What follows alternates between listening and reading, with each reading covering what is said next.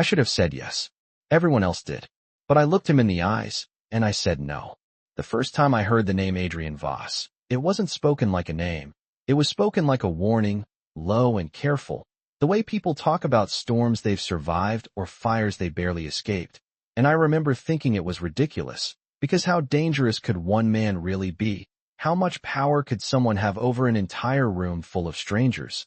But that was before I saw what silence looked like when he walked in. Before I understood how fear could fill a space without making a single sound. And that night started like every other shift I had ever worked. Long hours, sore feet, the smell of expensive wine I could never afford, my black uniform pressed just enough to pass inspection under dim lighting, my hair pulled back tight, because loose strands meant complaints and complaints meant fewer tips, and tips were the only reason I could afford my one-bedroom apartment that barely fit a bed and a folding table. I had been on my feet for almost 10 hours, refilling glasses, memorizing orders, smiling at people who never really saw me.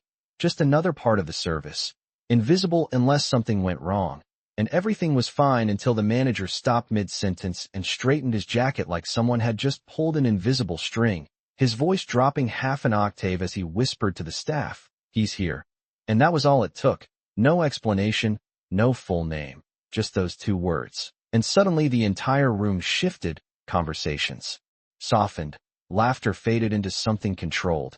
Even the clinking of silverware seemed quieter, like the air itself had decided to behave. And I didn't turn right away. I told myself I wouldn't, because I didn't want to be like everyone else, reacting to someone I hadn't even seen.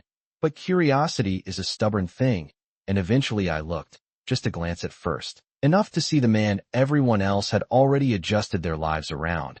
He wasn't what I expected, not loud, not surrounded by chaos, just composed, tall, dressed in a dark suit that fit like it was made for him and no one else. His presence didn't demand attention.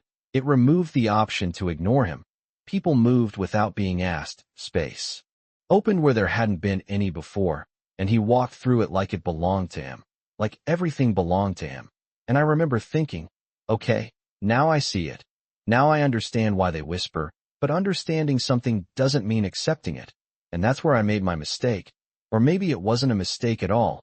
Maybe it was the only honest thing I had done in a long time. Because when my manager pushed me toward his table with a tray of wine glasses balanced carefully in my hands, I didn't hesitate. I didn't overthink it. I just walked, one step at a time, steady, controlled.